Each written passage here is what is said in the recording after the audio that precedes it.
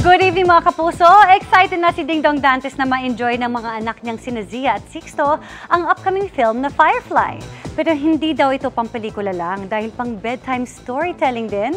Alamin kung bakit sa chika ni Lars Santiago. Love at first read. Ganyan daw ang naramdaman ni Kapuso Primetime King, Ding Dong Dantes, nang makita ang script at konsepto ng pelikulang Firefly ng GMA Public Affairs para sa GMA Pictures. Kung gaano ka-colorful lalabas yung pelikula, kasi it talks about the fireflies, di ba? Grabe ibang klase, maraming elemento ng pambata, maraming elemento ng pagiging fantasy. Pre-pandemic pa nagkaplano at finally, nagsimula na ang shooting kasama si Max Collins. Kaya maganda na talagang nakahanap sila ng perfect timing to do it now.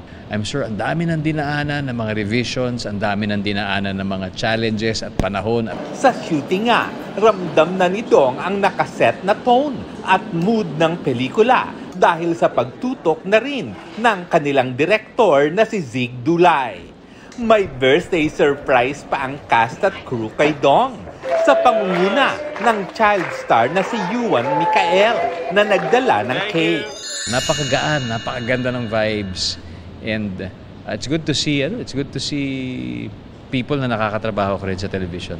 Excited din si Dong dahil posibleng di lang pelikula ang mai-enjoy ni Zia at Sixto na hindi pa raw nakakakita ng tunay na Firefly o alitap-tap.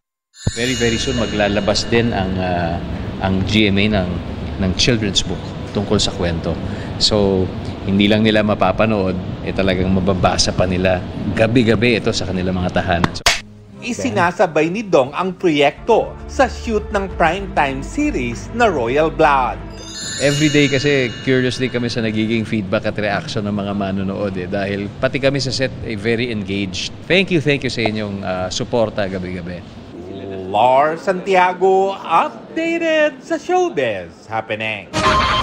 Para sa mas mahabang chikahan, visit and subscribe to GMA Integrated News on YouTube. At para sa mga kapuso natin abroad, samahan nyo kami sa GMA Pinoy TV at www.gmanews.tv.